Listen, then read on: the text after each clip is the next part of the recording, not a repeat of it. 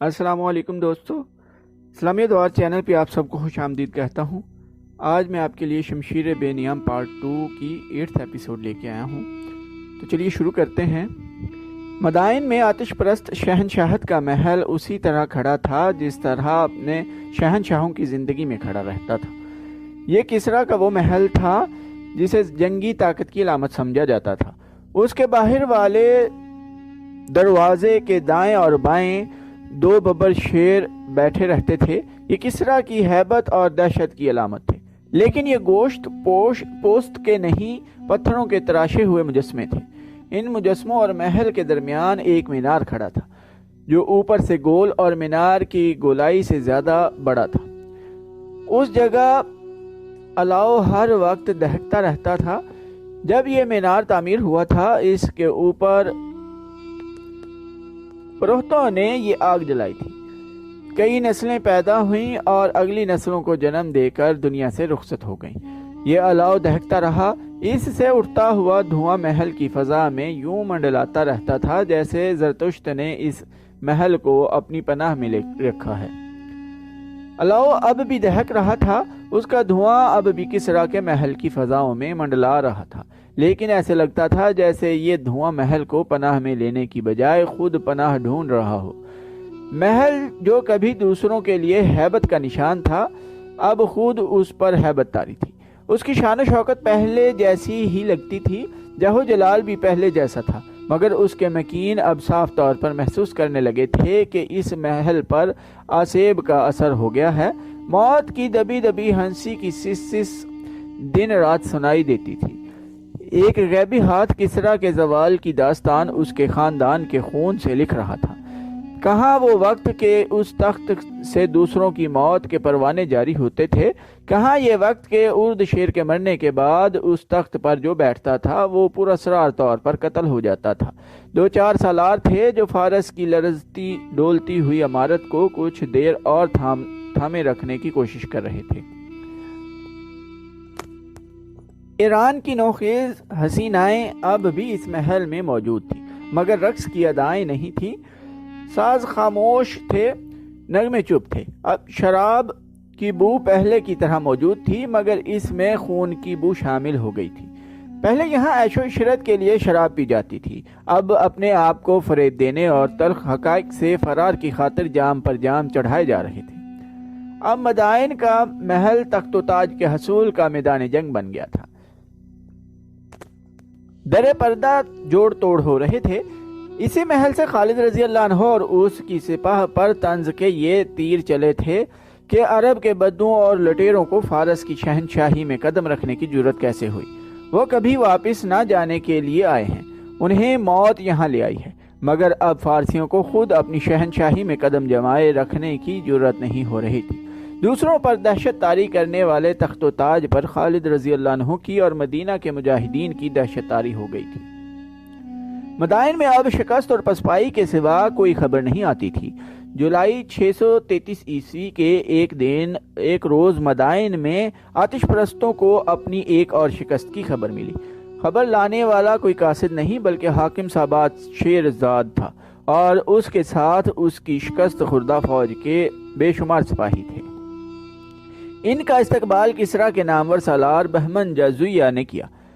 उनकी हालत देख कर ही वो जान गया कि बहुत बुरी शिकस्त खाकर आए हैं। शेरजाद बहमन जजुया ने कहा, तुम्हारे पास हथियार भी नहीं, मैं तुमसे क्या पूछूं? तुम्हें पूछना भी नहीं चाहिए। शेरजाद ने थकी हारी आवाज में कहा, तुम भी तो उनसे लड़े थे, क्या तुम पसपा नहीं हुए थे? क्या तुम किला बंद नहीं थे? बहमन जजुया ने कहा, किले के इर्द गिर्द खंदक थी, मुसलमान उड़ तो नहीं सकते। इतनी चौड़ी खंदक उन्होंने कैसे अबूर कर ली थी? शेरजाद ने उसे तफसील से बताया कि मुसलमानों ने उसे किस तरह शिकस्त दी है। मेरे सालार नाअहल और बुज़दिल निकले, शेरजाद ने कहा, और मुझसे गलती ये हुई कि मैंने ईसाइयों पर भरोसा किया। मुझे बताया गया था कि ये ज़बरदस्त लड़ाके हैं, लेकिन उन्हें मालूम ही नहीं कि लड़ाई होती क्या है। तुम शायद ये नहीं देख रहे कि तुम पसपा होकर मुसलमानों को अपने पीछे ला रहे हो। बहमन जजुया ने कहा, और तुम्हें ये मालूम नहीं कि मदाइन में क्या हो रहा है। شاہی خاندان تخت کی وراثت پر آپس میں لہو لہان ہو رہا ہے۔ فارس کی آبرو کے محافظ ہم 2-4 سالار رہ گئے ہیں، اور جب تخت سالاروں کی تحویل میں آ جائے گا تو وہ شاہی خاندان کی طرح ایک دوسرے کے دشمن ہو جائیں گے۔ شیرزاد نے کہا اور رازداری کے لہجے میں کہنے لگا، کیا تم ابھی تک محسوس نہیں کر سکے کہ فارس کی شہنشاہی کا زوال شروع ہو چکا ہے؟ کیا ہمارا سورج ڈوب نہیں رہا؟ شیرزاد بہمن جزویہ نے کہا، اس حلف کو نہ بھولو جو ہم نے زرتشت کے نام پر اٹھایا تھا کہ ہم فارس کو دشمن سے بچانے کے لیے اپنی جانیں قربان کر دیں گے۔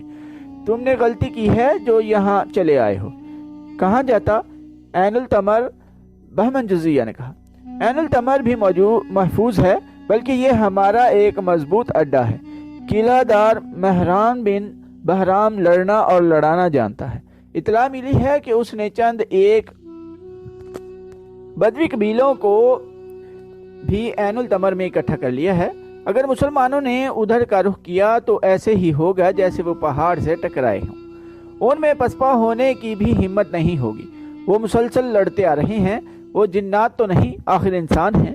ان میں بھی پہلے والا دم خم نہیں رہا، لیکن میں نے انہیں تازہ دم پایا ہے۔ شیرزاد نے کہا، میں نے ان میں تھکن اور کم ہمتی کے کوئی آثار نہیں دیکھے، اور بہمن مجھے شک ہوتا ہے جیسے وہ نشے میں بدمست تھے۔ ایسی بے جگری سے وہی لڑ سکتا ہے جس نے کوئی نشہ پی رکھا ہو۔ میں یہ نہیں کہوں گا کہ ان کا عقیدہ صحیح ہے، بہمن جزویہ نے کہا، لیکن میں یہ ضرور کہوں گا کہ ان پر اپنے عقیدے کا نشہ طاری ہے۔ ہم اپنے سپاہی میں یہ ذہنی کیفیت پیدا نہیں کر سکے۔ تم کہہ رہے تھے کہ مجھے عین التمر چلے جانا چاہیے تھا۔ شیرزاد نے کہا، کیا یہ بہتر نہیں ہوگا کہ میں تمہارے ساتھ رہوں اور اپنی سپاہ کو منظم کر لیں، پھر مسلمانوں پر جوابی حملے کی تیاری کریں؟ اب تمہارا عین التمر جانا ٹھیک بھی نہیں، بہمن جزویہ نے کہا۔ ہمیں سوچ سمجھ کر قدم اٹھانا پڑے گا۔ عین التمر انبار کے جنوب میں فرات کے مشرقی کنارے سے کئی میل دور ہٹ کر انبار کی طرح ایک بڑا تجارتی مرکز ہوا کرتا تھا۔ آج صرف ایک چشمہ اس کی نشانی رہ گئی ہے۔ اس زمانے میں اس شہر کا تجارتی رابطہ دنیا کے چند ایک دوسرے ملکوں کے ساتھ بھی تھا۔ قلعہ مضبوط اور شاندار تھا۔ وہاں کا حاکم اور قلعہ دار ایک فارسی سالار مہران بن بہرام تھا۔ مہران دیکھ رہا تھا کہ مسلمان فارس کی فوج کو ہر میدان میں شکست دیتے آ رہے ہیں، اور جو قلعہ ان کے راستے میں آتا ہے وہ ریت کا گھروندہ ثابت ہوتا ہے۔ اس نے تہیہ کر لیا تھا کہ مسلمانوں کو شکست دے کر فارس کی تاریخ میں نام پیدا کرے گا۔ اس نے یہ بھی دیکھ لیا تھا کہ فارس کی فوج مسلمانوں کو روکنے میں نہ صرف ناکام رہی ہے بلکہ سپاہیوں نے اپنے اوپر مسلمانوں کی دہشت طاری کر لی ہے۔ اس خطرے کو ختم کرنے اور اپنی نفری بڑھانے کے لیے اس نے عیسائی اور دیگر عقیدوں کے قبیلوں کو عین التمر میں اکٹھا کر لیا تھا۔ ان میں بنی تغلب، نمر اور ایاد کے قبیلے خاص طور پر قابل ذکر تھے۔ یہ سب عرب کے بدو تھے۔ ان کے سردار عقا بن ابی عقا اور حزیل تھے۔ یہ دونوں اس وقت کے مانے ہوئے جنگجو تھے۔ یہ قبیلے کسریٰ کی رعایا تھے۔ ایک تو وہ خود اپنے آقاؤں کو خوش کرنا چاہتے تھے، دوسرے یہ کہ مہران بن بہرام نے انہیں بہت زیادہ انعام اور مراد دینے کا وعدہ کیا تھا، اور فارس سے وفاداری کی تیسری وجہ یہ تھی کہ ان قبیلوں کے سرداروں اور دیگر بڑوں کو احساس تھا کہ مسلمان صرف ملک فتح کرنے نہیں آئے بلکہ وہ ان کے عقیدوں پر حملہ کرنے آئے ہیں اور ان پر اپنا عقیدہ مسلط کریں گے۔ اس رات عین التمر میں بہت بڑی ضیافت دی گئی۔ یہ جشن کا سماں تھا۔ ایران کی بڑی حسین ناچنے اور گانے والیاں اپنے فن کا مظاہرہ کر رہی تھیں۔ یہ ضیافت ان بدوی قبیلوں کے سرداروں اور سرکردہ افراد کے اعزاز میں دی گئی تھی۔ شراب پانی کی طرح بہہ رہی تھی۔ ان بدوؤں نے ایسی ضیافت اور ایسی عیاشی کبھی خواب میں بھی نہیں دیکھی تھی۔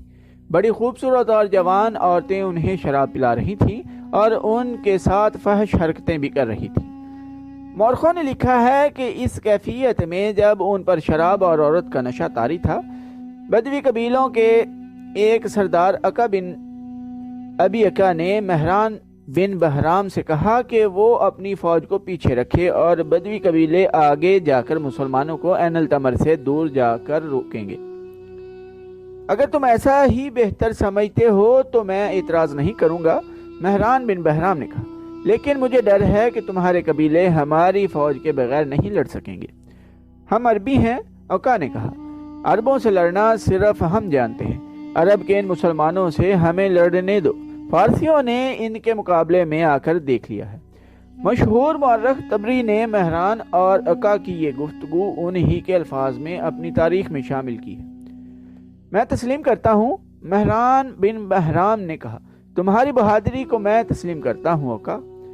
جس طرح ہم اجمیوں کے خلاف لڑنے کے ماہر ہیں، اسی طرح تم عربوں کے خلاف لڑنے کی مہارت رکھتے ہو۔ تم ان عربی مسلمانوں کو کاٹ پھینکنے کے لیے آگے چلے جاؤ، میری فوج تمہارے قریب ہی کہیں موجود ہوگی، جو ہی ضرورت پڑی ہم تمہاری مدد کو پہنچ جائیں گے۔ رات گزر گئی، صبح فارس کی فوج کے 2 سالار مہران بن بہرام کے پاس گئے۔ رات کو ہم نے آپ کی اور اوقا کی بات چیت میں دخل دینا مناسب نہ سمجھا۔ ایک سالار نے کہا، ہم نے بولنے کی ضرورت اس لیے بھی نہ سمجھی کہ رات کو یہ بات چیت نشے کی حالت میں ہو رہی تھی، میں پوری طرح ہوش میں تھا۔ مہران نے کہا، کہو کیا کہنا چاہتے ہو؟ آپ نے ان بدوی قبیلوں کو جو اہمیت دی ہے یہ ہمارے لیے اچھی نہیں۔ سالار نے کہا، کیوں اچھی نہیں؟ اس سے ان قبیلوں کو یہ تاثر ملا ہے کہ ہم مسلمانوں سے ڈرتے ہیں۔